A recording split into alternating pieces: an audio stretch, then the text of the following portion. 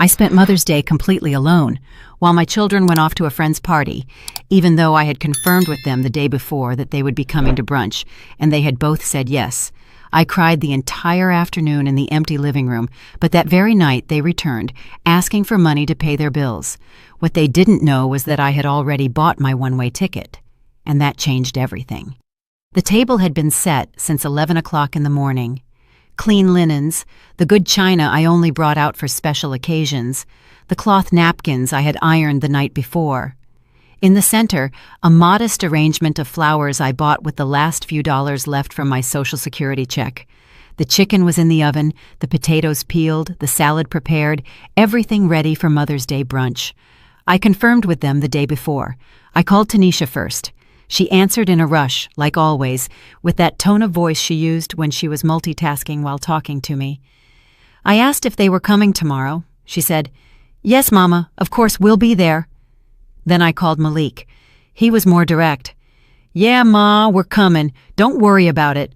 He hung up fast. I was relieved. I thought that this time would be different. I thought that this time they would remember. I settled onto the living room sofa and waited. I looked at the clock at 12 o'clock. Nothing. By 12:30, I started to feel that familiar knot in my stomach. At 1 o'clock sharp, the chicken was ready. I took it out of the oven. The smell filled the empty house. I set the table and sat down. I waited a little longer. At 2 o'clock in the afternoon, I dialed Tanisha's number. No answer. I tried Malik. Straight to voicemail. I tried again. Nothing. The chicken was getting cold. The potatoes, too. I got up and walked to the window. The street was quiet. Some families passed by, walking, laughing, mothers with their children, flowers in their hands, hugs. I returned to the table. I sat alone across from all those empty plates. Then I understood. They weren't coming again. Not this year, just like last year, just like my birthday, just like Christmas. They always had an excuse, always something more important than me. I stayed seated there for I don't know how long. The clock ticked to 3, then 4, then 5. The evening light began to shift. The shadows stretched longer in the room. Everything was so silent that I could hear my own breathing. I could hear the sound of my heart breaking once more. At 6 o'clock in the evening, I got up and put the food in the fridge. No one was going to eat it. I cleared the dishes, folded the linens, put away the napkins, and tossed the flowers in the trash. They were wilted anyway, just like me. I sat back down on the sofa, and that's when the tears started to fall. They weren't loud tears, they weren't dramatic sobs. They were silent tears, the kind that hurt the most because they come from deep inside, from the place where you keep all the disappointments you don't want to admit, the place where you know the truth but prefer to pretend it doesn't exist. I cried, thinking about all the Mother's Days I'd spent alone. I cried, thinking about all the times they had promised to come and didn't. I cried, thinking that I had given my whole life for them, and they couldn't give me even one afternoon. I'm 70 years old. 70 years of life. 48 years of being a mother. And that day, in that empty room, I realized something I had been denying for a long time. My children didn't love me, or maybe they did love me, but not enough. Not enough to remember, not enough to be present, not enough to care. Night fell, and I was still there, unmoving, without turning on the lights. Just me, the darkness, and that weight on my chest that I didn't know how to remove anymore. I thought about calling them again. I thought about sending them a text. I thought about telling them how I felt. But I didn't, because I knew they would say the same old thing. "Sorry, Mama. Things got complicated. Next time." Always the next time, which never came. It was almost 10 o'clock at night when I heard the car pull up outside. I recognized the engine's sound. It was Malik's. Then I heard voices, laughter, footsteps in the yard, the key in the lock, the door opening. They flipped on the living room light and saw me sitting there in the dark, with swollen eyes, my soul shattered. Tanisha was the first to speak. "Hey, Mama, we just thought we'd stop by." She was wearing a fancy dress, her makeup perfect. She smelled of expensive perfume and alcohol. Malik came in behind her. He was also dressed up, new shirt, shiny shoes. He looked at me with that casual smile he used when he wanted something. "Hey, Ma, how was your day?" I didn't answer. I couldn't. I had a knot in my throat that kept me from speaking. I looked at them and saw everything.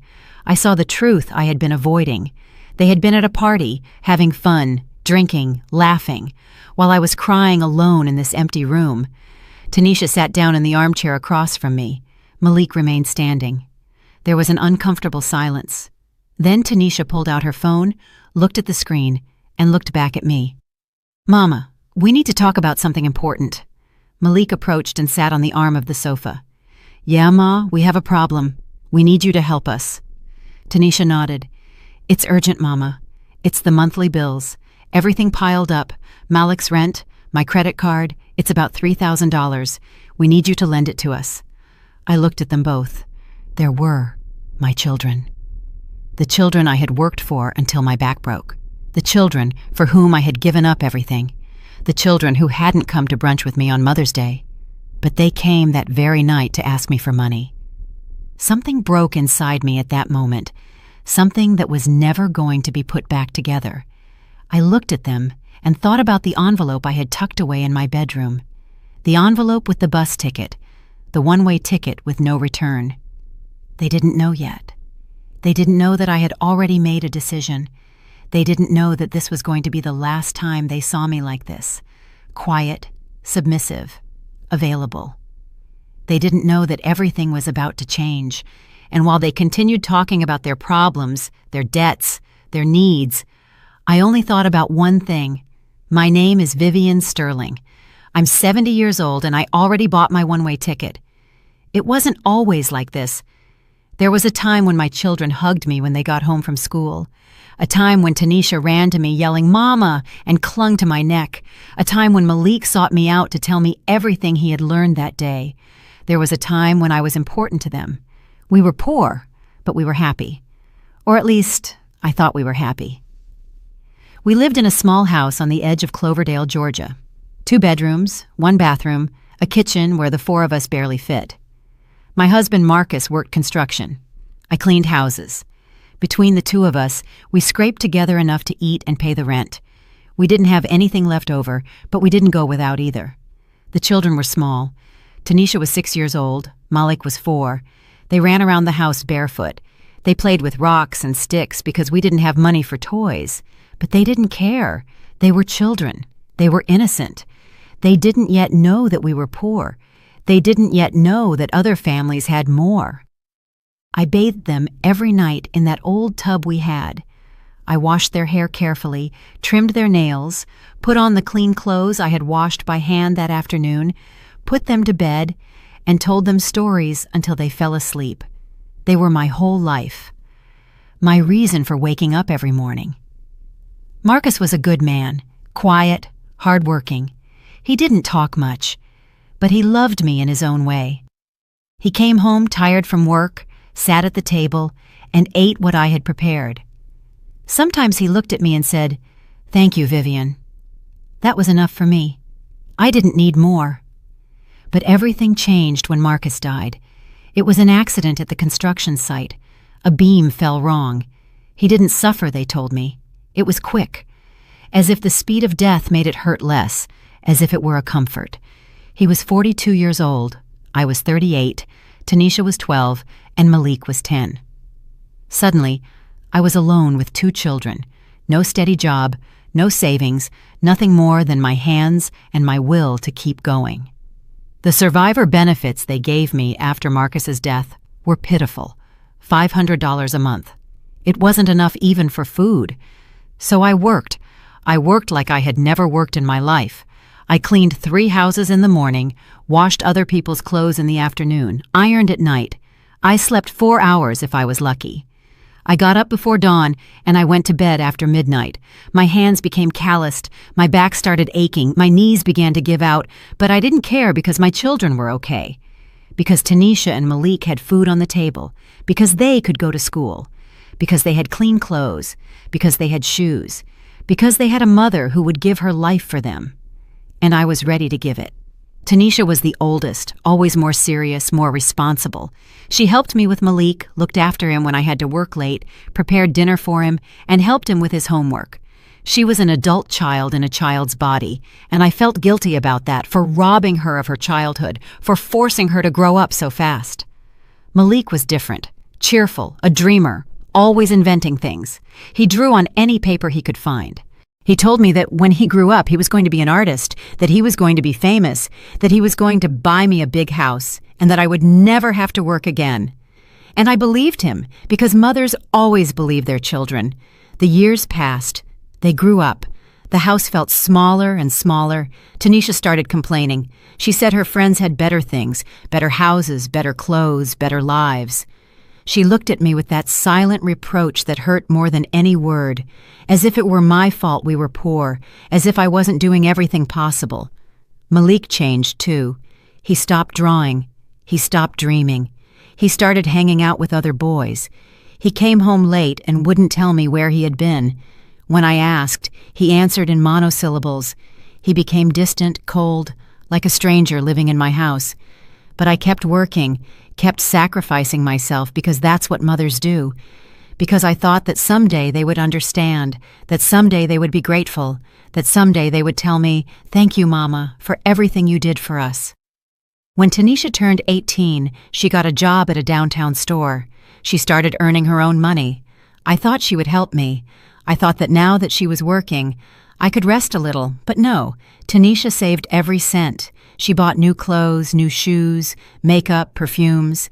She went out with her friends, and when I asked her to contribute something to the house, she looked at me like I was asking for her kidney. Malik barely finished school. He didn't want to go to college. He said college wasn't for him, that he was going to get a job, that he was going to make money, and that he didn't need more education. I didn't insist.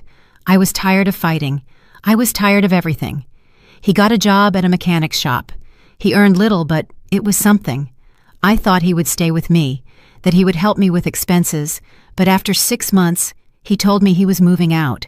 He had found an apartment with some friends. He needed his space. He was a man now, and he couldn't stay living with me forever. I remained silent. I didn't tell him that I felt abandoned. I didn't tell him that I was afraid of being alone. I didn't say anything. I just helped him pack his things. I gave him money for the first month's rent, money I didn't have, money I took from my meager savings, and I watched him leave without looking back. Tanisha left 2 years later. She met a man, fell in love, and got married. She didn't invite me to the wedding. Well, she did invite me, but it was one of those obligatory invitations you make because you have to. I went to the wedding. I sat in a corner. No one talked to me. No one introduced me. No one made me feel important. I was just the mother of the bride, an afterthought, an obligation. Tanisha's marriage lasted 3 years. Then she divorced, came back to my house crying, telling me the man had cheated on her, that he had treated her badly, that she needed a place to stay. I took her in. Of course I took her in. She was my daughter. But she didn't thank me. She stayed for 6 months, recovered, met another man, and left again without saying goodbye. Malik never married. He had girlfriends, many girlfriends, all fleeting, all the same. He introduced them to me when he needed to impress them. "Look, this is my mama. Bless her heart, she lives alone, always so sacrificial." And they looked at me with pity, with that pity that makes you feel small, invisible, unnecessary. The years kept passing. I kept working, even though I couldn't clean houses like before, even though my back hurt so much that there were days I couldn't get out of bed, even though my hands trembled, even though my knees wouldn't hold me up. But they kept coming. Tanisha and Malik kept coming when they needed something. Money, almost always. $200 for rent, $300 for a debt, $500 for an emergency. They never quite explained. And I gave. I always gave, even if I had to skip buying my medicine, even if I had to eat less, even if I had to turn off the heat in winter to save, because they were my children, because I loved them, because I thought that someday they would change, that someday they would grow up, that someday they would realize everything I had done for them. But that day never came. And while I waited for that day, they kept taking, kept asking, kept forgetting about me until that Mother's Day. Until that day I sat in the empty living room, crying, waiting, slowly dying inside. And they arrived that night, smelling of partying and having fun, of a life I never had, and asked me for $3,000 as casually as asking for a glass of water. That's when something clicked in my head, when I understood that this was never going to change, that they were never going to change, that I could keep giving and giving until I dropped dead, and they would keep taking without thanks, without remembering, without loving. That night, I didn't give them the money. I told them I didn't have it. Tanisha got mad. She made that face she made when things didn't go her way. "But Mama, you always have something tucked away. You always help us.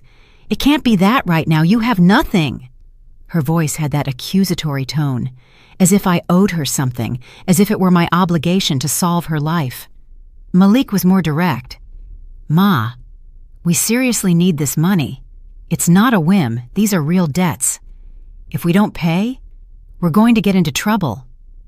He looked at me, expecting me to give in. Because I always gave in. I always ended up giving them what they asked for, even if it left me with nothing. But this time, I didn't give in. I looked at them and told them no, that I didn't have that money, that I barely had enough to live on, that my Social Security check was only $1,200 a month, and that I had to pay for electricity, water, food, and medicine with that I had nothing left over, that I couldn't help them this time. Tanisha got up from the armchair and exhaled in frustration. "Unbelievable, Mama. Right now, when we really need you, you can't help us." Malik also stood up. "Well, then we'll have to figure it out some other way. Thanks anyway." His thank you sounded empty, fake, like everything that came out of his mouth lately. They left without saying goodbye, without asking how I was, without noticing that I had been crying all afternoon, without seeing the table I had set for them, without caring that it was Mother's Day and they had left me alone. They left and closed the door, and I stayed there again, in that empty living room, in that empty house, in that empty life. I stayed awake all night. I couldn't sleep. My mind wouldn't stop going over everything, the years, the sacrifices, the times I had gone without eating so they could eat, the times I had worked sick to pay for their school, the times I had given them even what I didn't have, and they didn't even remember. They weren't even grateful. To them, I was just an ATM, a place to come when they needed something, a resource, not a person, not their mother, just a source of money that should always be available. The next day, I got up early. I hadn't slept, but I got up anyway. I made myself a cup of coffee, sat in the kitchen, and made a decision. I was going to investigate. I was going to know the truth, because something didn't add up. Malik had a job. Tanisha did too. Both of them earned more than me. So why did they always need money? Where was all their income going? I opened my phone and went onto social media, something I almost never did because I didn't quite understand how those things worked. But Tanisha had shown me once. She had shown me how to search for people, how to see their photos. I searched for Tanisha's profile first, and there it all was. Photos and more photos. Tanisha in expensive restaurants. Tanisha in new dresses. Tanisha on trips to the beach. Tanisha at parties. Tanisha with drinks in her hand. Tanisha smiling. Tanisha living a life that, according to her, she couldn't afford. A life full of luxuries while she was asking me for rent money. I kept scrolling. More photos, more restaurants, more clothes, more trips, posts from a week ago, 2 days ago, yesterday, last night. A picture from the party she went to instead of coming to brunch with me. She was with her friends, all made up, all in fancy clothes. The description read, "Perfect day with my favorites. Hearts, emojis, happiness. A perfect day." While I was crying alone in my house, while I was waiting for them to come, while I was saving the food no one was going to eat. A perfect day. I searched for Malik's profile. More of the same. Photos at bars, photos with friends, photos with new motorcycles, photos in designer clothes, photos at concerts, photos at events. A full life. An expensive life. A life that didn't match someone who couldn't pay his bills. I stared at those photos for hours. I felt a strange feeling in my chest. It wasn't just sadness. It was something deeper. It was the feeling of having been cheated, of having been used, of having been foolish for all those years. Then I saw something that chilled my blood, a group chat. Tanisha had accidentally posted a screenshot, or maybe not accidentally. Maybe she didn't care who saw it. It was a group called the Sterling Kids. It was just the two of them, Tanisha and Malik. The screenshot showed part of a conversation. Malik had written, "Did you ask the old woman yet?" Tanisha replied, "Not yet, but I know how I'm going to work her. I'll tell her it's urgent. You know how she is. She always falls for it." Malik, LOL. Yeah, poor thing. But hey, that's what she had us for, right? To take care of her when she's old, and in the meantime, she can fund us a little longer. I read that once, twice, 3 times. I couldn't believe what I was seeing. The old woman, poor thing, fund us a little longer. That's how they talked about me. That's what they thought of me. As a burden, as a future obligation, as someone to make fun of. In the meantime, I closed the phone. My hands were shaking. I felt nauseous. I got up and went to the bathroom. I looked at myself in the mirror. I saw a 70-year-old woman, tired, worn out, with deep wrinkles, completely white hair, sad eyes, hands deformed from working so much. This was me, Vivian Sterling, the woman who had given her whole life for 2 children who called her the old woman. The woman who had broken her back working so they could have everything she never had. The woman who kept giving them money while they mocked her in their private chats. I went back to my bedroom and opened the drawer of my nightstand. I took out an old box where I kept important papers, documents, receipts, and proof of payments. I started reviewing everything. I mentally tallied up how much money I had given them over the last 5 years. $20,000. In 5 years, I had given them $20,000.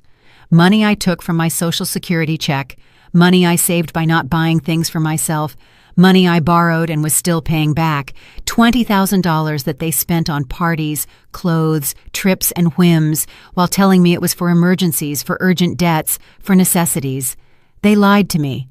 They had always lied to me, and I had always believed them, because that's what foolish mothers do, believe their children even when all the signs say they shouldn't. I put the papers away, closed the box, and sat on the edge of my bed. In that moment, I understood something fundamental. If I didn't change this, no one would. They were never going to wake up one day and decide to treat me better. They were never going to be grateful. They were never going to appreciate me. They were never going to love me as I loved them. I had 2 options. Continue like this until I died. Keep being the old woman they fund. Keep giving them everything until I had nothing left, until I died alone and forgotten in this house, while they continued with their perfect lives, posting happy photos online.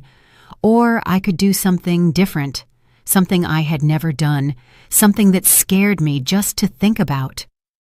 I could choose myself for the first time in 70 years. I could think about me. I could do something for me.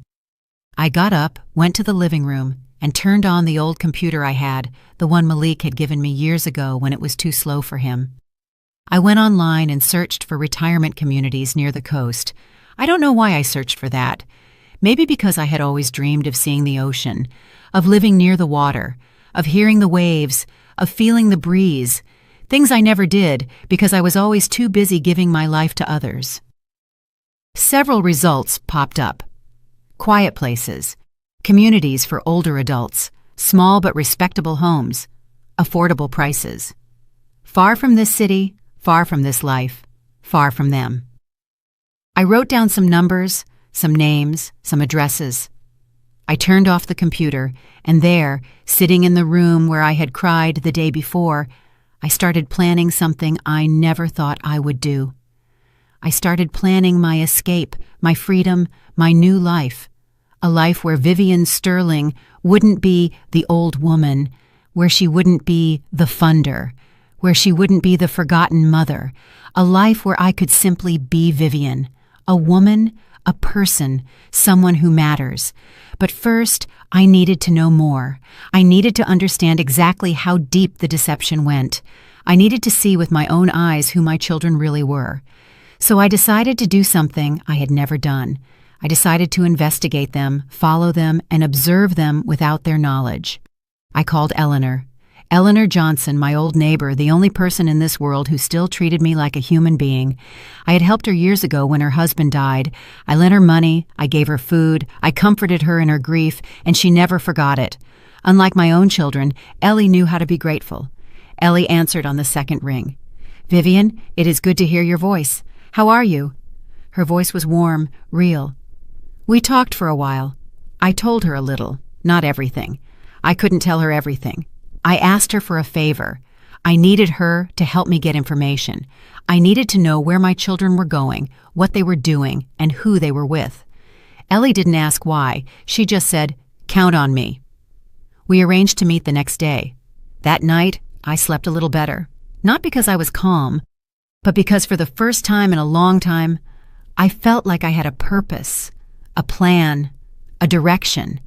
I was no longer just the woman who waited. Now, I was the woman who acted. Ellie came to my house the next morning. She brought coffee and pastries. She sat with me at the kitchen table and listened. I told her everything. I showed her the screenshots I had saved. I showed her the receipts for the money I had given them. I showed her the photos on social media. Everything. Ellie listened in silence. When I finished, she just took my hand and said, "Vivian, this has to end." And I knew she was right. It had to end, but not just any way. It had to end the right way, a way that would give me back my dignity. Ellie knew people. She had contacts. Her nephew worked at a law firm. She told me she could get me an appointment, that he could help me organize my things, my papers, my money, my life. I accepted. 3 days later, I was sitting in an office across from a young lawyer. His name was Avery Jones. He was about 35. He was serious but kind. He offered me water and asked me to tell him my situation, and I talked. I talked more than I had talked in years. I told him about my children, about the money, about the lies, about how they treated me. I showed him everything I had collected. He took notes. He asked questions, questions no one had ever asked me, questions about me, about what I wanted, about what I needed. Avery explained several things to me. He explained that I was not obligated to give my children money, that they were adults responsible for their own lives, that I had the right to live peacefully, that I could do whatever I wanted with my money, my house, and my time. He talked to me about wills, bank accounts, and inheritance.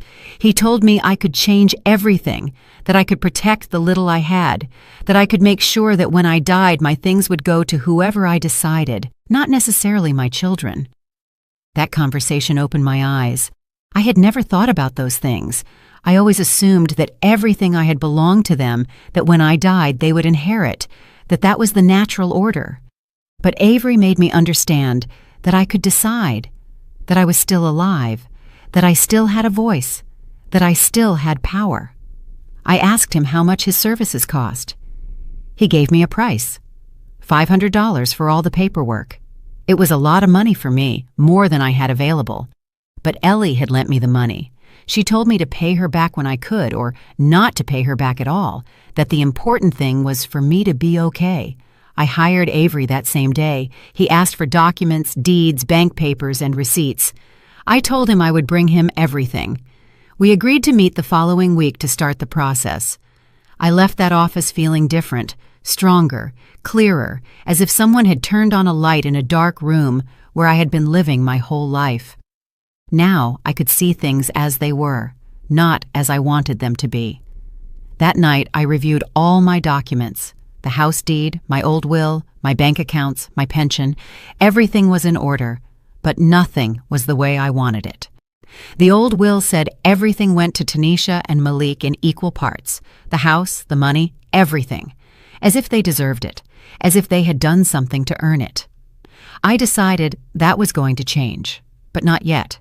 First, I needed to observe more, understand more, see how far their lying went, how deep their disrespect was. I needed to be completely sure before making decisions I couldn't reverse. I started following them discreetly, like an amateur detective. I knew where Malik worked and I knew where Tanisha lived. I started passing by those places, observing, taking mental notes. I saw Malik leave the mechanic's shop one Tuesday afternoon. He wasn't alone. He was with a young woman, very young, maybe 25 years old. They got into a new car, a car I didn't recognize, an expensive car. They drove off together, laughing, holding hands. I followed them on the bus. They went to a downtown restaurant, one of those places where the plates run $50. I watched them go in. I saw them sit next to the window. I saw them order wine. I watched as Malik showed her the menu, how he smiled at her, how he treated her like she was someone special. My son, who told me he couldn't pay his rent, was spending $100 on dinner. My son, who was asking me to borrow money, was in a new car. My son, who was supposedly broke, was living like he was swimming in money. I stayed outside the restaurant. I waited. I don't know why I waited. Maybe because I needed to see more. I needed to confirm what I already knew.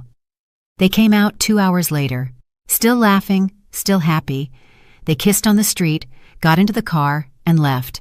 I returned home on the last bus of the night. I arrived tired, sad, but also surer, more convinced that what I was doing was right. The next day was Tanisha's turn. I knew she worked at an office in the mall. I went early. I sat on a bench outside her job. I waited. I saw her leave at lunchtime. She was with 2 friends, the same ones from the photos on social media. They went to a clothing store. I followed them. I went into the store behind them. I stood looking at the racks while I listened to them talk. Tanisha tried on a red dress. It cost $200. Her friends told her it looked beautiful, that she should buy it. She hesitated for a moment, then said, "Yes, I'm taking it. I already paid off the debts anyway. Now I can treat myself." She already paid off the debts. The debts she asked me for $3,000 for 2 weeks ago. The debts that supposedly had her desperate. She had already paid them and was now buying a $200 dress like it was nothing. I left the store before them. I didn't want them to see me. I didn't want to confront them yet. It wasn't the right time. I went back home. I sat in my room and took out an old notebook I had. I started writing down everything I had seen, the dates, the places, the expenses, the lies. I called Avery the next day and told him what I had discovered. He listened to me. He said that all of it was useful, that it would help me make better decisions. He asked me if I was sure about what I wanted to do. I told him yes, surer than ever. We started the process. Avery drafted a new will, one where I decided who inherited what. He prepared documents to change the beneficiaries of my bank account. He prepared everything so that when I died, my children would not automatically receive anything, or they would receive the minimum, whatever I decided to give them. But we also talked about something else. We talked about what to do while I was alive. Avery suggested I open a new account, an account my children didn't know about, where I could keep my money, where they couldn't ask me because they wouldn't know it existed. I did exactly that. I opened an account at a different bank. I transferred most of my pension to that new account.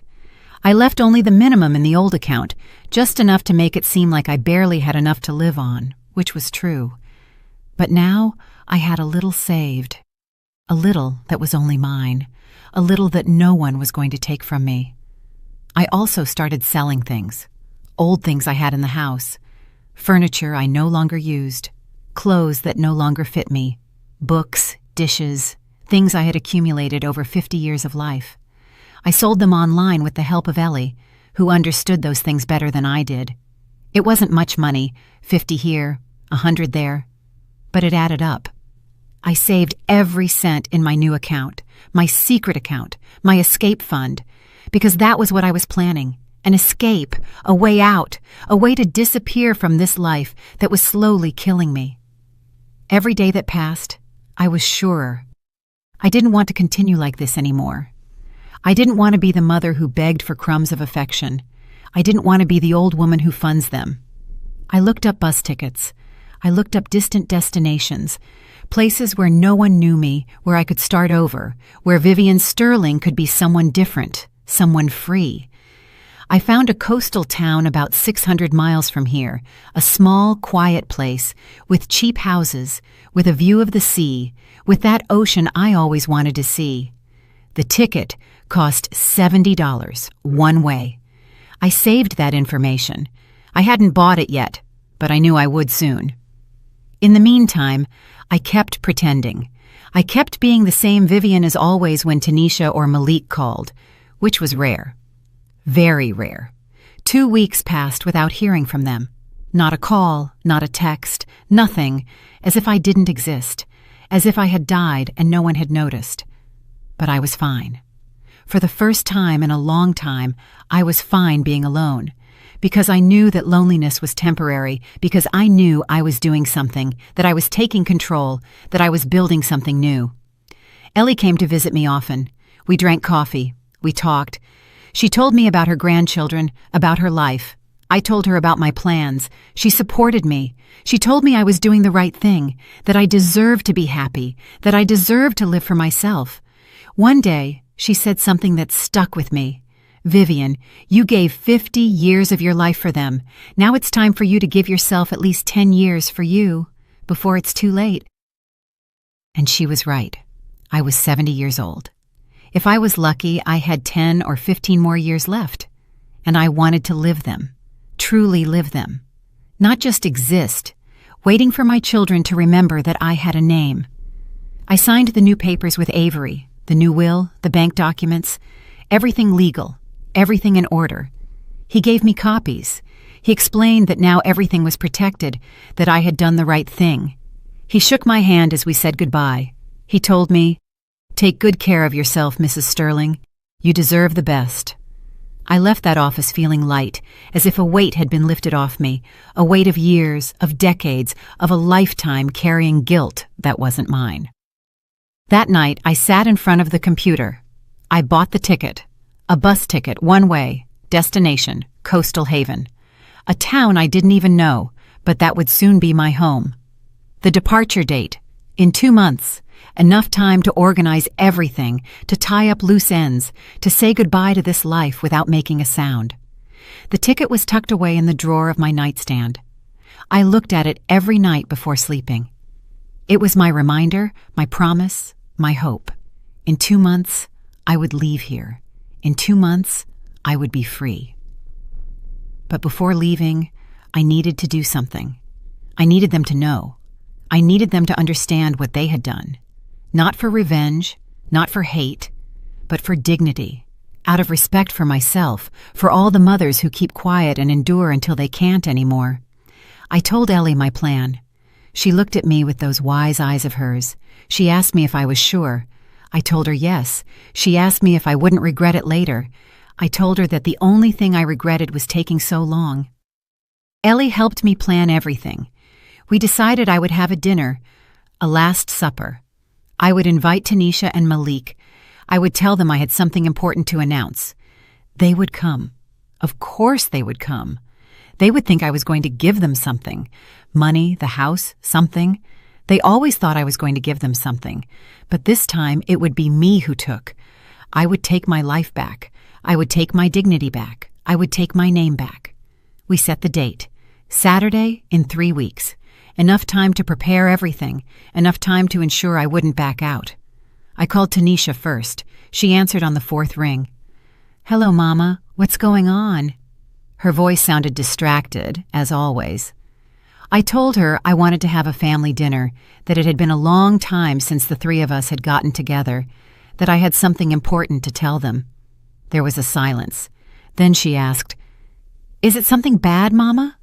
Are you sick?" Her concern sounded fake, practiced.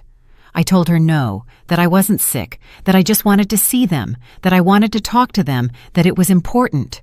She accepted. She said she would be there. I hung up and called Malik. The conversation was almost identical. He also accepted. He also asked if I was sick. He also sounded like he was doing something else while talking to me. But they confirmed. Both of them said they would come. I marked the date on the calendar. 3 weeks. 21 days, 504 hours.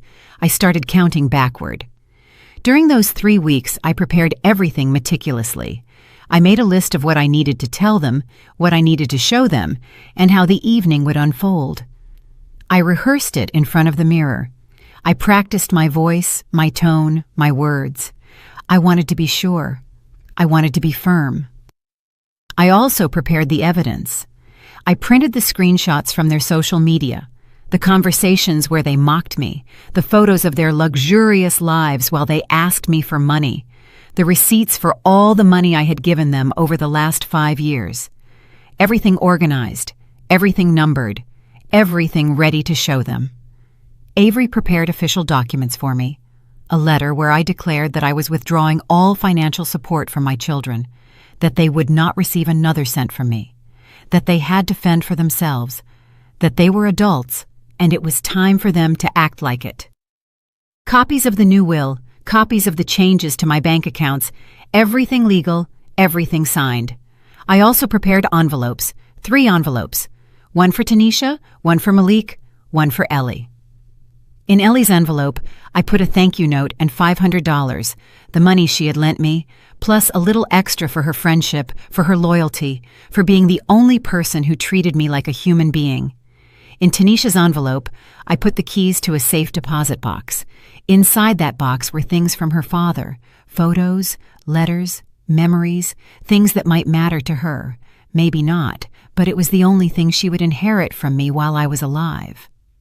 In Malik's envelope, I put the same keys to another safe deposit box with things from his father, with memories from his childhood, material things they could keep because I no longer needed them, because where I was going, there was no room for the past. The days passed slowly. Every day, I felt more nervous, more anxious, but also surer, more convinced. There were moments when I doubted, moments when I thought that maybe I was being too harsh, too cruel. But then I remembered. I remembered Mother's Day. I remembered the lies. I remembered how they called me the old woman, and the doubt disappeared. Ellie came over every day. She helped me with the preparations. She listened to me rehearse. She told me I was doing well, that I was being strong, that I was being brave. Her support was the only thing that kept me firm. A week before the dinner, I got a call from Malik. He needed money again, $500 to fix his car. He said it had broken down, that he needed the car to work, that if he didn't fix it, he would lose his job. The same old story, the same script. I told him I didn't have it. I told him to wait until after dinner, that we would talk then. He got upset. He said he couldn't wait, that it was urgent. I repeated that I didn't have it. He hung up angry. 2 days later, I saw a photo on his social media of the new car, the same car I had seen him in with the young girl, running perfectly, without any problems. Lies. Always lies. They weren't even trying to make the lies believable anymore. The day of the dinner arrived, Saturday. I got up early. I cleaned the whole house, not because they deserved it, but because I deserved it. Because I wanted my last dinner in this house, as the mother of Tanisha and Malik, to be dignified. I wanted everything to be perfect. I cooked all day. I made their favorite childhood dishes: roast chicken, scalloped potatoes, fresh salad, homemade bread, and chocolate dessert. I didn't do it to please them. I did it to remind them, to let them know exactly what they were losing. I set the table with the best of everything I had: the good china, the silverware I had inherited from my mother, the crystal glasses, the embroidered tablecloths, everything. The table looked beautiful, dignified, as a Last Supper should look. By 6 o'clock in the evening, everything was ready: the food, the table, the envelopes, the documents. I took a bath. I put on my best dress, a simple, elegant black one. I did my hair and put on a little makeup. I looked at myself in the mirror. I saw a different woman, a woman who was no longer afraid, a woman ready to speak the truth. They arrived at 7, together, in Malik's car. I watched them arrive through the window. They were laughing, talking. They got out of the car and walked toward the house as if it were nothing, as if this were just another dinner, as if I were the same old me. I opened the door before they could knock. I greeted them with a smile. a calm, firm smile. "Come in," I said. "I was expecting you." They came in. Tanisha gave me a kiss on the cheek, one of those quick, meaningless kisses. Malik gave me a hug, a brief, mechanical one. They sat down in the living room and looked around. Tanisha commented that the house looked nice. Malik asked what I had cooked. I offered them something to drink. They accepted. I served them wine, a cheap wine I had bought especially for this occasion. I wasn't going to waste the good wine on them. We talked about unimportant things, the weather, traffic, their jobs, superficial, empty conversation, as always. I listened to them, nodded and smiled when necessary, but inside I was counting the minutes, waiting for the right moment. After half an hour, I told them dinner was ready. We moved to the dining room. They sat down and looked at the table. Tanisha said everything looked delicious. Malik asked if it was a special occasion. I told them yes, it was very special, but I would explain after dinner. We ate. They talked amongst themselves. I barely spoke. I just observed them, studied them. I tried to find something in them that would make me doubt, something that would make me change my mind, something of the children they once were, some sign of true love. But I found nothing. I only saw two selfish adults eating at my table, enjoying my food, waiting to see what they could get out of me this time. We finished dinner. I cleared the dishes. Tanisha offered to help. I told her it wasn't necessary, to stay seated, that I would be right back. I went to the kitchen and took a deep breath. This was the moment. There was no turning back. I returned to the dining room with a tray. On the tray were the 3 envelopes, the documents, the evidence. I placed everything in the center of the table. They looked at the tray with curiosity, with expectation, probably thinking there was money or deeds or something they could take. I sat down, looked them both in the eyes, Tanisha first, then Malik, and started to speak. My voice sounded firmer than I expected, clearer, stronger. I told them I had called them because I had something important to tell them, something I had been keeping inside for a long time, something I couldn't keep quiet about anymore. They nodded, waiting, still not understanding. I told them I knew everything, that I knew about their lies, that I knew how they talked about me, that I knew they called me the old woman, that I knew they mocked me while I gave them my last dime, that I knew their emergencies were lies, that their urgent debts were invented, that everything was false. Their faces changed. Tanisha's smile disappeared. Malik's eyes widened. They tried to speak. They tried to interrupt. I held up my hand. "No," I said. "It's my turn to talk now. You've had years to talk, years to lie. Now you listen to me." I took out the first envelope, the one that contained the screenshots. I put them one by one on the table in front of them so they could see them, so they couldn't deny it. There were their conversations, their mockery, their plans to get money from me, everything printed, everything real, everything undeniable. Tanisha went pale. Malik was motionless. He stared at the papers as if they couldn't believe what they were seeing, as if they couldn't believe I had discovered their secret. "Mama," Tanisha began. "I didn't mean to say," I interrupted her. "I'm not interested in what you meant to say. I'm interested in what you said, and what you said was enough." Malik tried to justify himself. "Mama, that was months ago. We were just kidding. We didn't mean it." I looked him directly in the eyes. "Don't lie to me anymore, Malik. Don't disrespect me by continuing to lie to me in my own house. Those conversations were from 2 weeks ago. And you weren't kidding. You were saying what you really think of me." I took out more papers, the receipts, the entire list of the money I had given them over 5 years, $20,000 in total. I put it in front of them. $20,000, I said. That's what I gave you in 5 years. Money you asked for emergencies, for urgent debts, for survival. Or so you told me. Then I took out the photos from their social media. Tanisha in expensive restaurants, Malik with his new car, both of them on trips, both of them in designer clothes, both of them living lives they clearly could afford while telling me they were broke, while asking me for money I didn't have. "This is what you were doing with my money," I said. While I ate cheap rice and beans to save, while I stopped buying my medicine to give to you, while I broke myself so you could be comfortable, you spent my sacrifice on luxuries, on whims, on things you didn't need. Tanisha tried to speak. Mama, let me explain. There is nothing to explain, I said. The numbers don't lie. The photos don't lie. Your own words don't lie. The only ones lying here are you, and you have been doing it for years. Malik got up from his chair. This is ridiculous, Mama. You're overreacting. You're attacking us over some private conversations. Everyone says things they don't mean when they're with friends. I watched him stand up. I didn't move. He didn't intimidate me. Sit down, Malik. I'm not finished. Something in my voice made him obey. He sat down. Tanisha had tears in her eyes, fake tears. Tears of shame at being caught, not tears of true remorse. I knew the difference. I told them about Mother's Day. I told them exactly how I felt.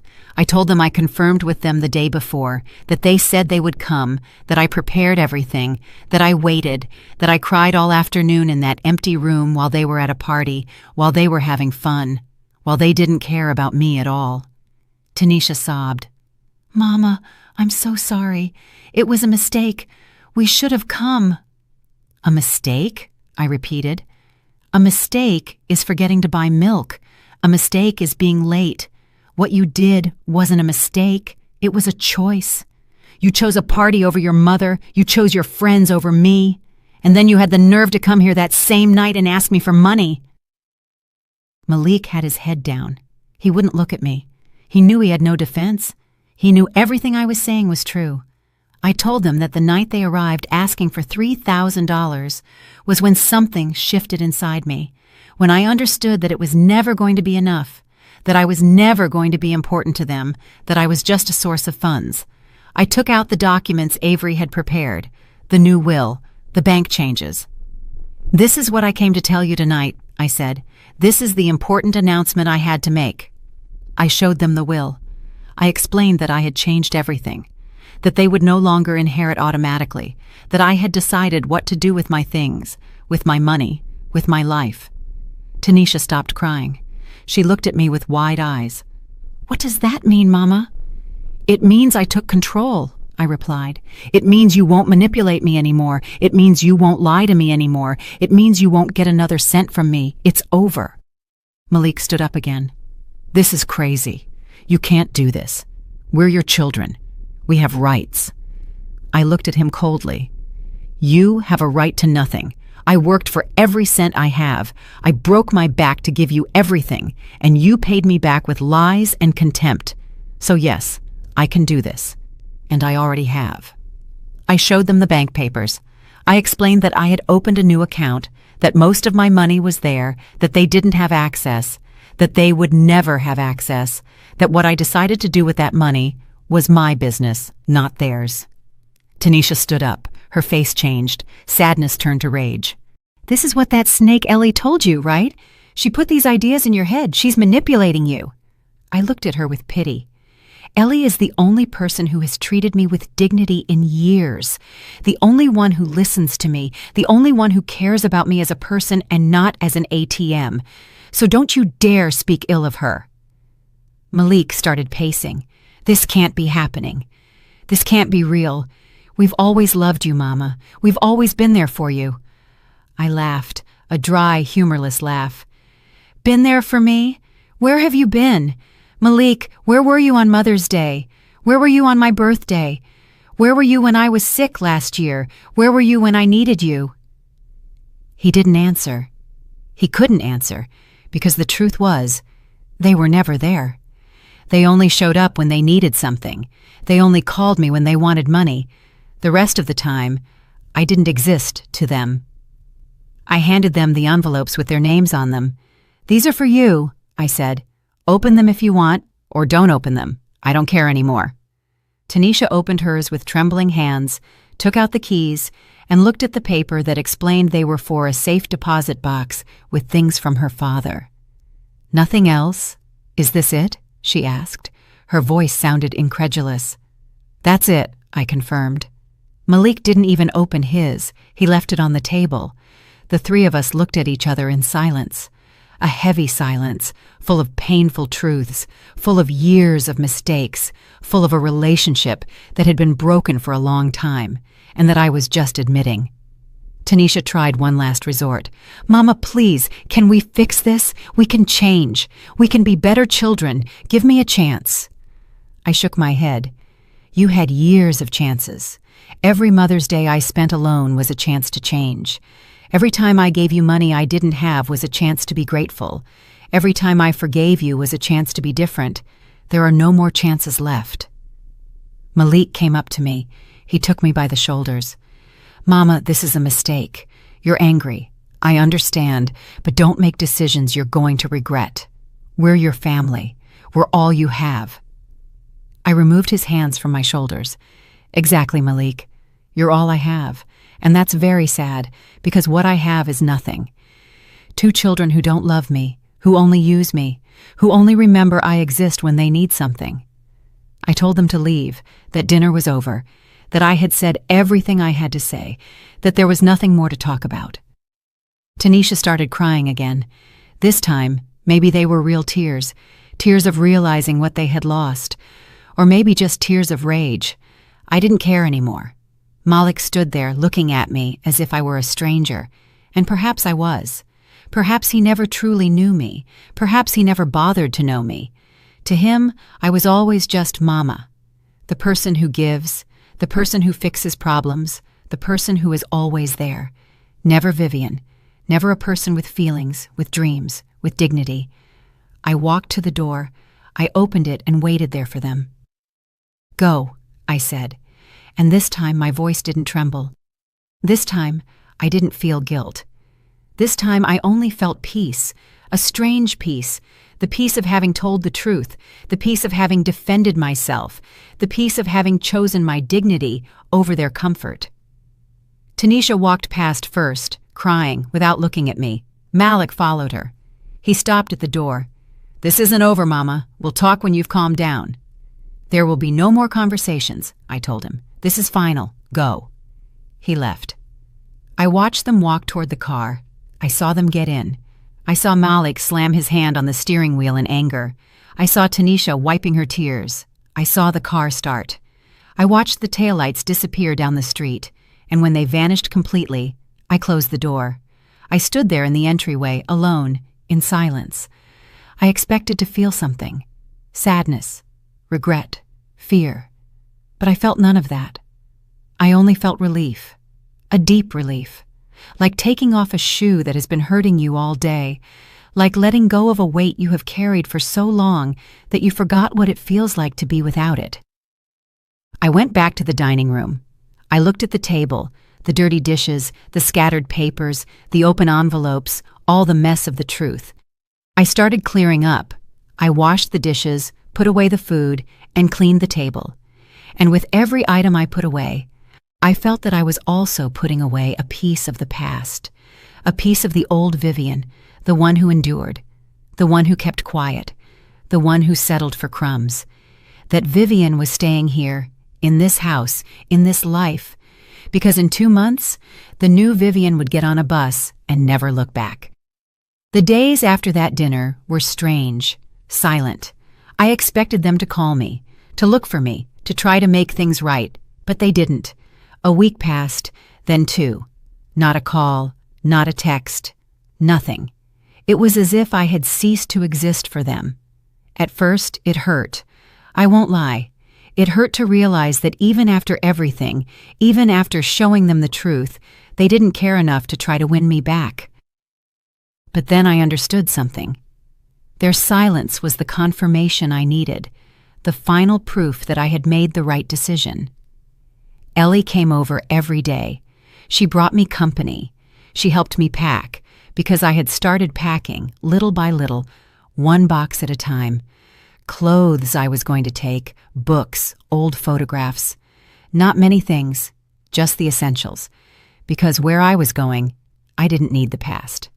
I only needed enough to start over. I hired a real estate lawyer. I put the house up for sale, the house where I had lived for 42 years, the house where I raised my children, the house where my husband died, the house full of memories, some good, most painful. It was time to let it go. The lawyer told me he could get a good price, $100,000. It was an old house, but in a decent neighborhood. There were interested buyers. He said we could close the sale in a month. Perfect, I told him, just in time. I didn't tell Tanisha or Malik that I was selling the house. I didn't owe them an explanation. This house was mine. It was in my name. I had paid for it with my labor, with Marcus's pension money, and with my own savings over all those years. They had no right to it while I was alive. I started giving things away, old furniture, appliances I no longer needed. I gave them to the neighbors, to the people in the neighborhood who had always been kind to me, people who greeted me on the street, who asked how I was, people who treated me with more respect than my own children. Ms. Eva Carter from the corner took the dining room table, the same table where I had just had that dinner with Tanisha and Malik. She was so happy. She hugged me. She thanked me 1,000 times. She told me she would take good care of it, and I knew it was in better hands than if I had left it to my children. Mr. George Thomas from the building next door took the sofa. I gave the television to the lady who sold flowers on the corner. Everything that left the house made me feel lighter, as if I were casting off moorings, preparing to float. One afternoon, 3 weeks after the dinner, there was a knock at my door. It was Tanisha, alone. She had a look of great consequence on her face, as if she had rehearsed what she was going to say. I let her in, not because I had forgiven her, but because I was curious to see what she wanted. She sat down in one of the few remaining chairs and looked around. She noticed things were missing. "Where's the sofa?" she asked. "I gave it away," I replied. Her face crumpled. "You gave it away? But that sofa was family property." "Yes," I said, "it was my family property. My family with your father, not your family. Now it belongs to someone who will appreciate it." Tanisha took a deep breath. "Mama, I came to talk, to try to fix things. I came to apologize." I looked at her without expression. "Go ahead," I said. "I'm listening."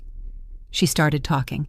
She told me she had been thinking, that she had realized they had acted wrongly, that she regretted treating me that way, that she wanted a second chance. I listened to it all. When she finished, I asked her, "Did Malik realize it too? Does he also want to apologize?" She looked down. "He's a little more resistant. He says you exaggerated. He says you were too harsh. But I don't think so. I think you have every right to be angry." "A little more resistant," I repeated. "So he didn't come because he genuinely doesn't care. Only you came, and you came because you're worried about losing the inheritance, not because you genuinely care about me." Tanisha shook her head. "No, Mama, it's not about that. It's because I love you, because you're my mother, because I don't want to lose you." I got up, walked to the window, and looked out at the street. "You don't want to lose me," I said. "But you lost me years ago, Tanisha, when you decided your parties were more important than me, when you decided that lying to me was okay, when you decided that calling me the old woman with your brother was acceptable. You lost me in every moment you chose not to value me." "But we can make up for lost time," she said. Her voice sounded desperate. "We can start over now. I can be better. I can visit you more. I can call you more often. We can do brunch together, whatever you want." I turned around and looked at her. "It's too late for that," I told her.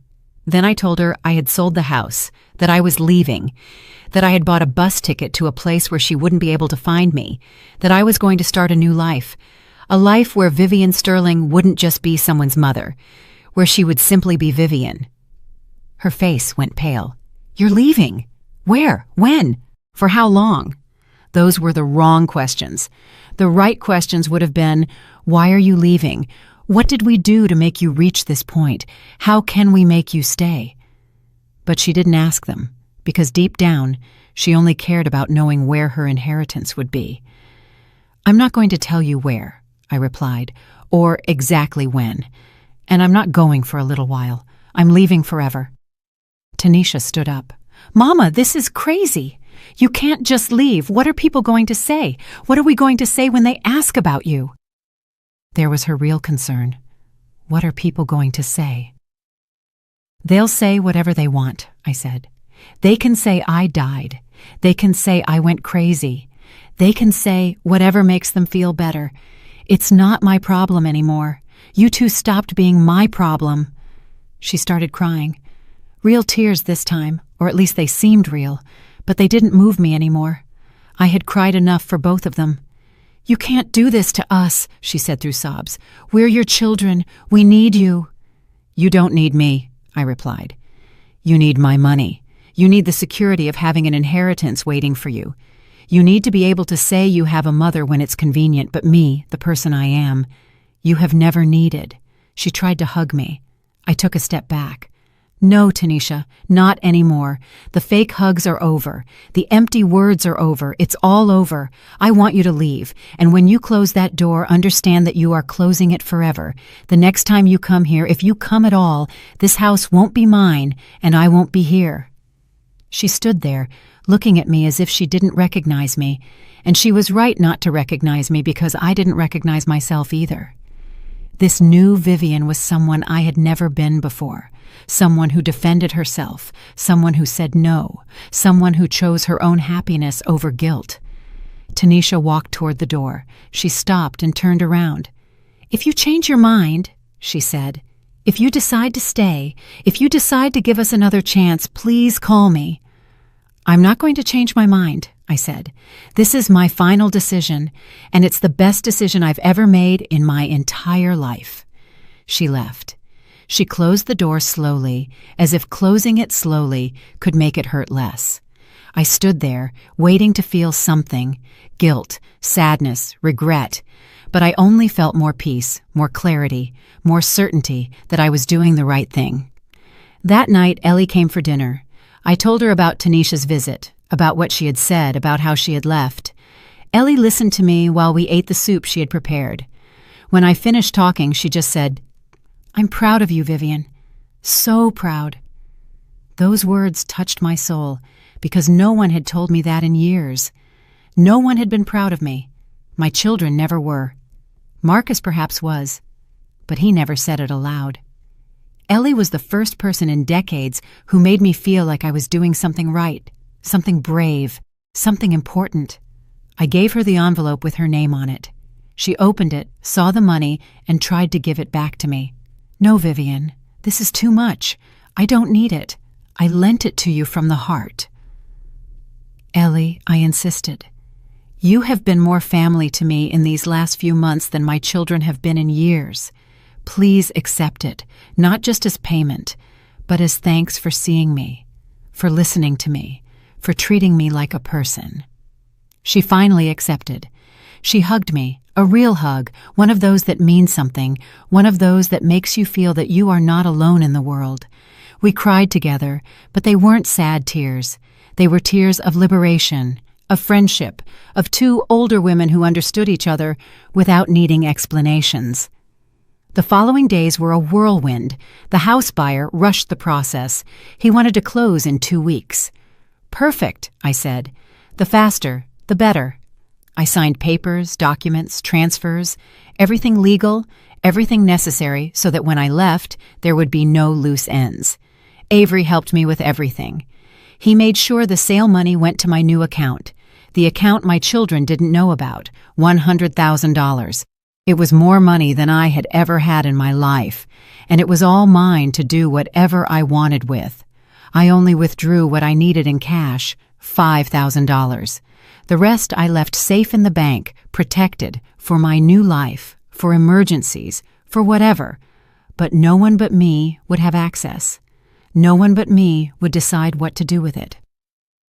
A week before I left, I received a text from Malik. It was the first time I had heard from him since the dinner.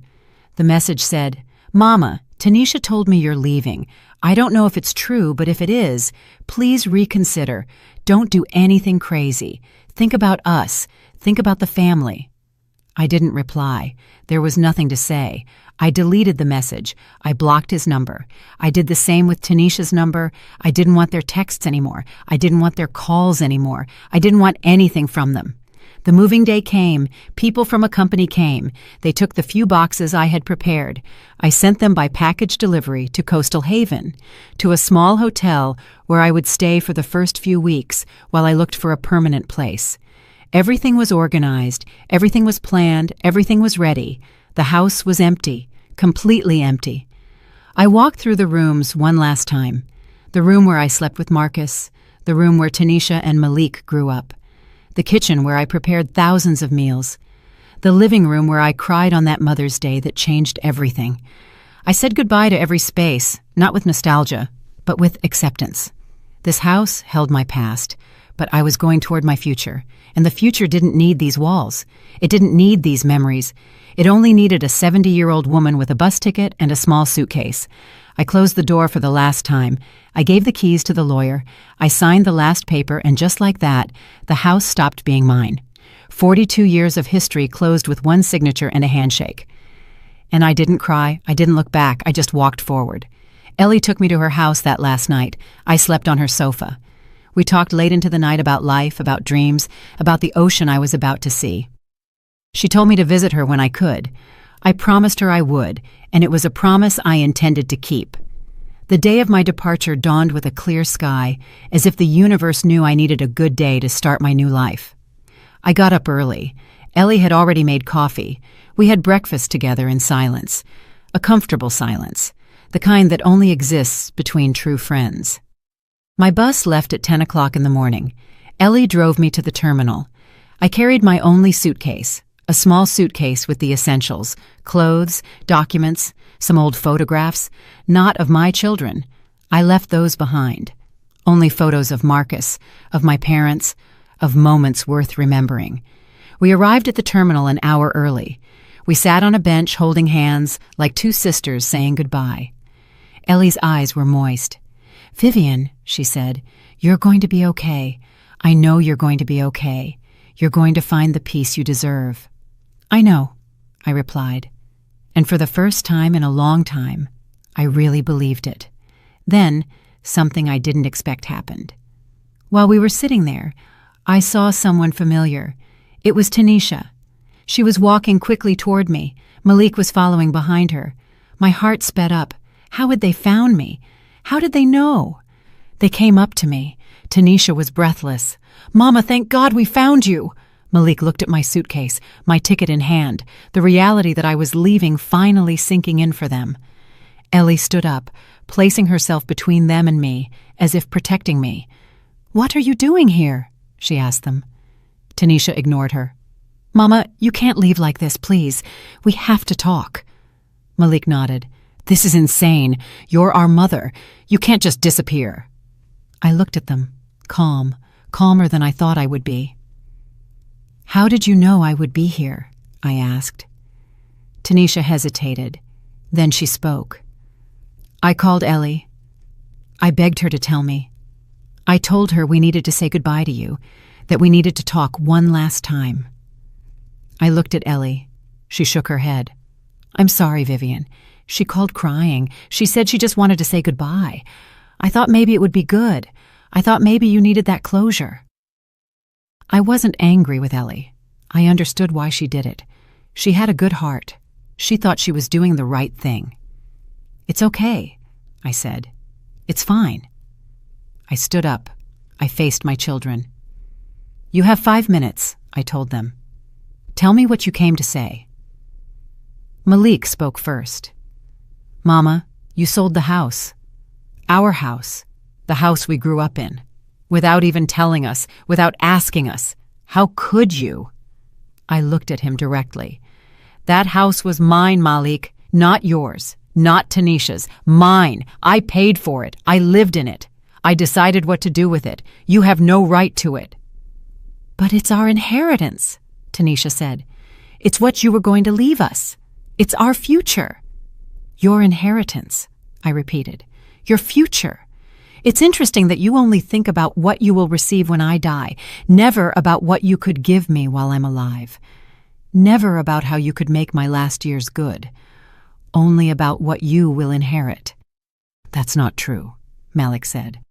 "Of course, we think about you. Of course, you matter to us." I laughed, a bitter laugh. "If I mattered to you, you wouldn't be here complaining about the house. You would be asking me why I'm leaving, asking me if I'm okay, asking me what I need. But no, you only care about the money, as always." Tanisha started crying again. "Mama, please, don't leave hating us. Don't leave like this. We can change." "I swear we can. We can be better. Give me a chance. Give me time to show you I can be the daughter you deserve." I looked at her. "You had 50 years to be that daughter, Tanisha. 50 years. I don't have any more time left to wait." I took 2 envelopes from my purse, the last 2 envelopes I had prepared. I handed them over, one for each of them. "This is the last thing you will receive from me," I said. "Open them when you leave. Not now, when you leave." Tanisha took her envelope with trembling hands. Malik left his in his pocket without looking at it. "What's inside?" Malik asked. "A letter," I replied, "telling you everything I couldn't say all these years, everything I kept quiet, everything I endured, everything you deserved to hear a long time ago, and also something else, something you need to know." Tanisha opened her envelope, despite me telling her to wait. She took out the letter and started reading. Her face changed. She paled. She looked at Malik. "Malik, you have to read this." He took out his envelope and read too. Both of them looked at me with expressions of shock. In those letters, I had written the complete truth. I told them about every sacrifice. Every time I ate less so they could eat more. Every time I skipped buying my medicine to pay for their school. Every time I worked sick so they could have new clothes. I included numbers, dates, details they never knew or chose to ignore. I also told them about the money.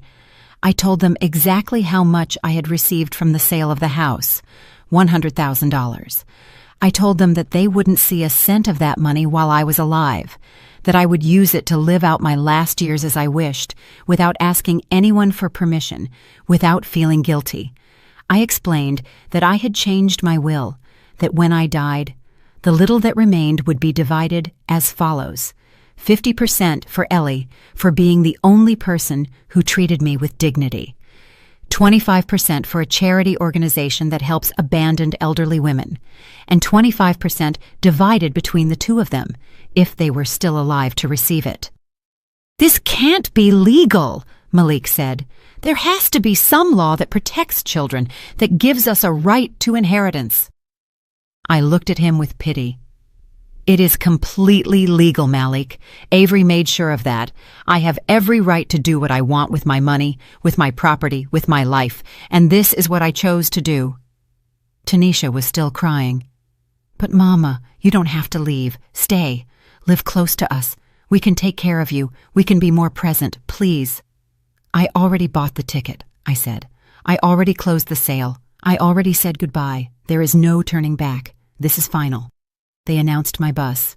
"Departure to Coastal Haven, gate number 6, final call." It was my signal, my moment. I picked up my suitcase. Ellie hugged me tightly. "Take good care," she whispered in my ear. "Write me when you arrive. Call me when you can. And above all, be happy. You deserve it." I promised her. I turned to leave. Tanisha grabbed my arm. "Mama, wait, please. Just tell me one thing. Do you hate us?" I stopped. I looked her in the eyes. "I don't hate you," I said, "but I don't love you enough to keep sacrificing myself for you either. And that's the difference. Love has to be mutual. It has to be reciprocal. And ours never was." Malik stepped forward. "Then what are we now? What are we to you?" "Nothing," I replied, and the word sounded harsher than I intended, but it was the truth. "You are nothing to me because I was always nothing to you, just a source of funds, just an obligation, just someone who was there because she had to be. Now I don't have to be, and I chose not to be." I walked toward the boarding gate. They followed me a few steps. Then they stopped, as if they finally understood that there was nothing else to do, nothing else to say, that this was real, that their mother was truly leaving and that they had caused it. I showed my ticket. The driver checked my bag. He told me to get on board. I climbed the steps of the bus and found my seat. It was next to the window. I sat down and looked outside. Ellie was there, smiling at me, waving goodbye. Tanisha and Malik were behind her, motionless, watching as the bus prepared to leave. The engine started. The bus began to move, slowly at first, then faster. I watched Ellie get smaller. I saw my children standing there, unmoving, probably processing what had just happened, processing that their mother had left them, that their source of money was gone, that they no longer had anyone to turn to when they needed something. The bus pulled out of the terminal and onto the highway. The city began to disappear behind me. The streets I knew, the familiar buildings, the neighborhood where I lived my whole life. Everything was being left behind. And with every mile we traveled, I felt that I was breathing better, that my chest was expanding, that my heart was beating more calmly. I leaned back in the seat and closed my eyes.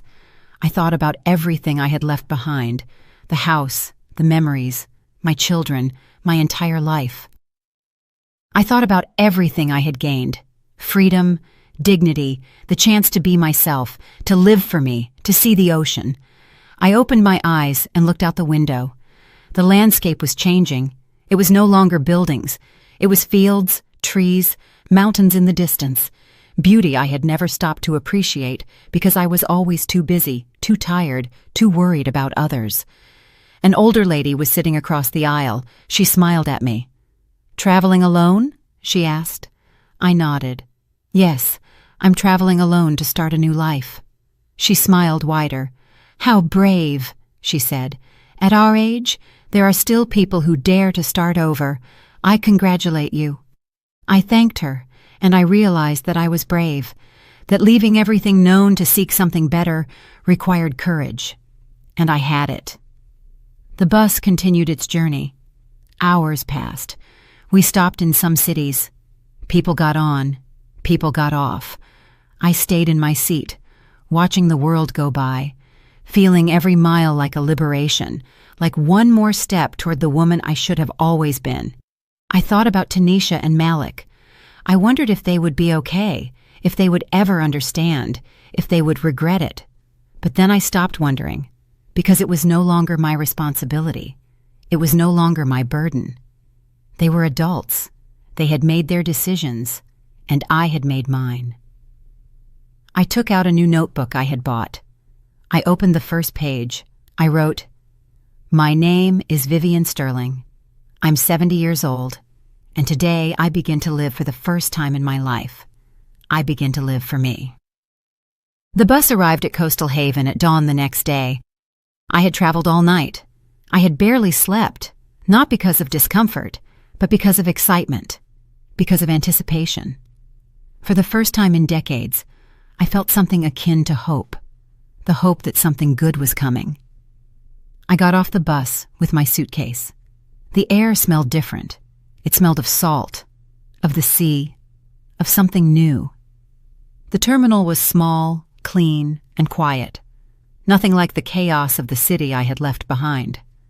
I took a cab. I gave the address of the hotel, a simple place I had booked online with Ellie's help. The cab drove through narrow streets, past low houses painted in light colors, past people walking slowly, without haste, without the stress that permeated the city. We passed the boardwalk, and there I saw it, the immense ocean, shimmering under the morning sun. I was breathless. I had never seen the ocean. 70 years of life, and I had never seen the ocean. It was always a distant dream, something other people did, something I never had time or money for.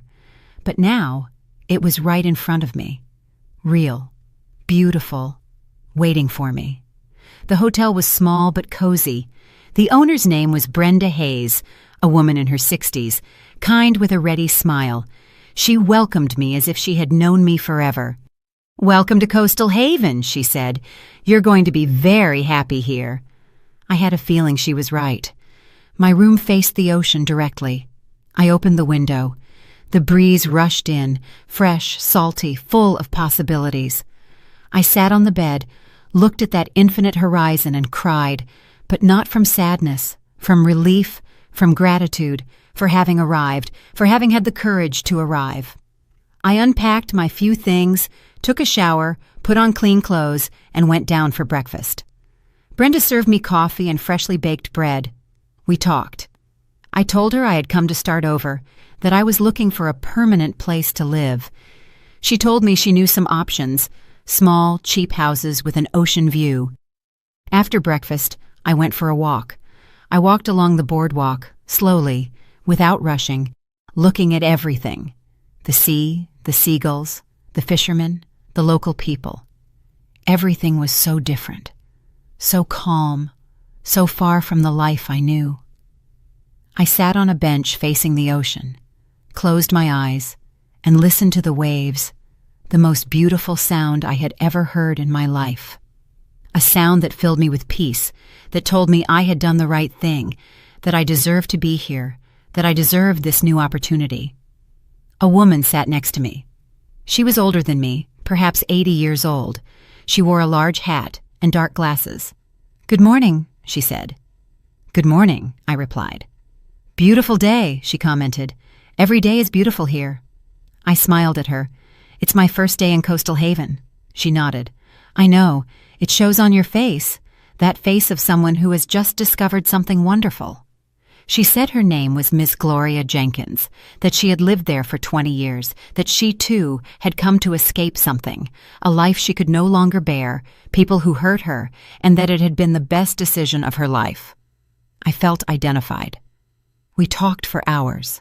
She told me about the town, the people, the pretty places, what life was like there, quiet, simple, without the complications of the city. She told me there was a community of older women, women who, like us, had come seeking peace, seeking to start over. She invited me to a group that met on Tuesdays, a reading group, a knitting group, a conversation group, a friendship group. I accepted without hesitation. For the first time in years, I wanted to socialize. I wanted to meet people. I wanted to make friends, because now I had time. I had energy. I had the desire to live. The following days were spent exploring. Brenda took me to see several small houses. I saw 5, 6, 7, until I found the perfect one, a small single-story house, 2 bedrooms, a kitchen, a living room, a small front yard, and a back deck with a direct ocean view. It cost $50,000. I had the money. I could pay for it. I made an offer that same day. The owner accepted.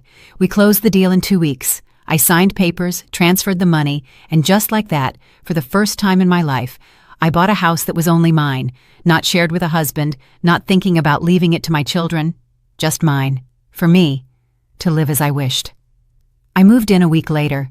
I bought simple furniture, new, without history, without painful memories, a comfortable bed, a small sofa, a table to eat at while looking at the ocean, white curtains that let in the light, everything clean, everything new, everything mine.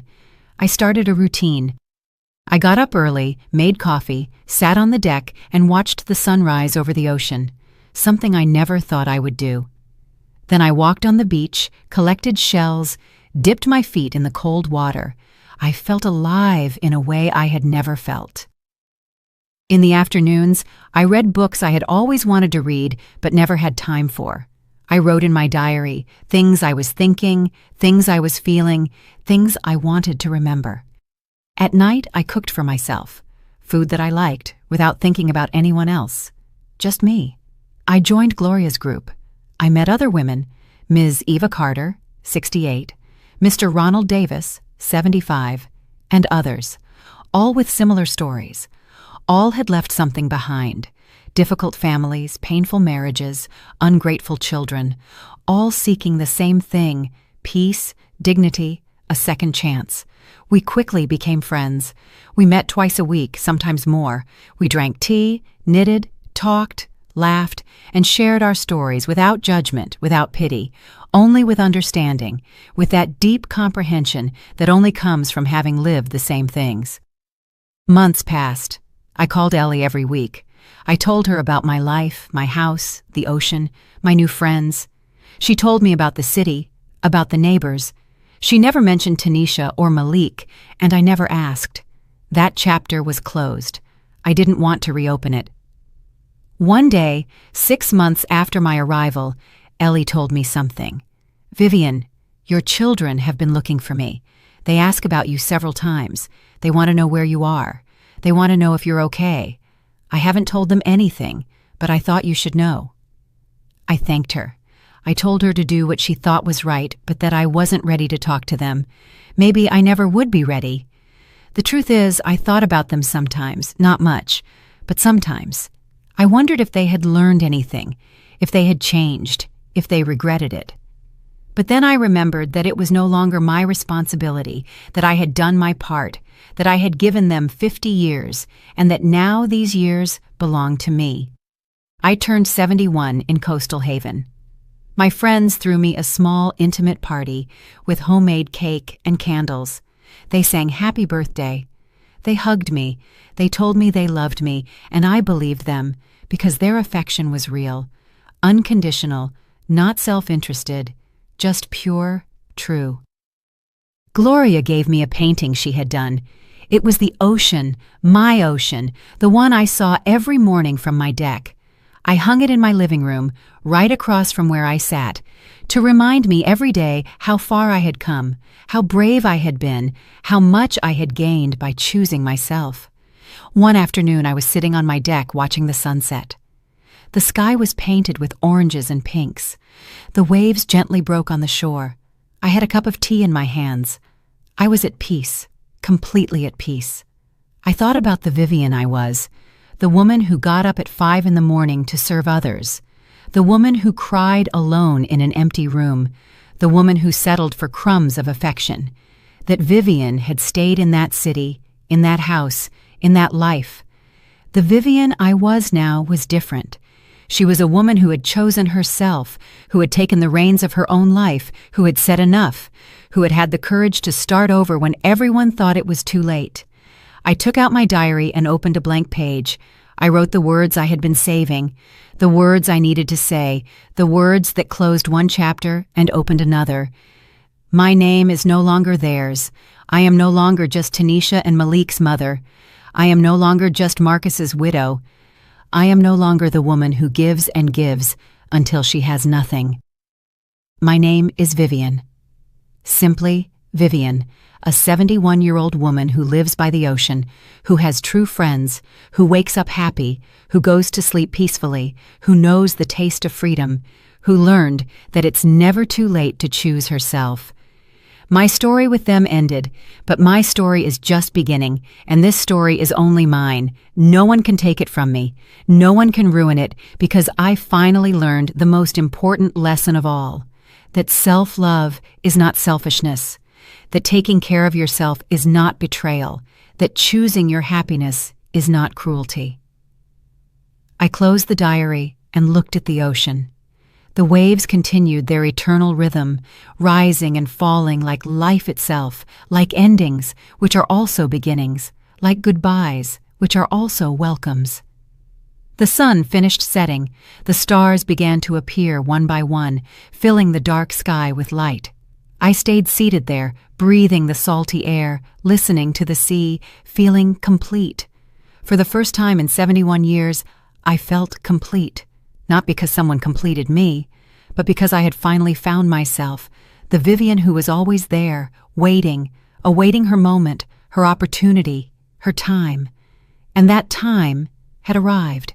My story was just beginning, and it would be a beautiful story, a story of freedom, of dignity, of a woman who refused to end her life as a footnote in the story of others, a woman who wrote her own ending and her own beginning. I got up and went inside my house by the ocean. I closed the door. I smiled. Tomorrow would be another beautiful day, another day of my new life, another day of simply being Vivian. And that was more than enough. I'm really glad you're here and that I could share my story with you. If you liked it, show me by liking the video and subscribing to my channel. Let's see how many of us there are. Write in the comments which city you're watching from and what time it is. I'm so curious to know where all you wonderful people are tuning in from. If you want to support me a little extra, you can also send a small donation. I share new life stories for you every single day. And now, 2 of my most popular stories will pop up on the screen so you can choose what to watch next.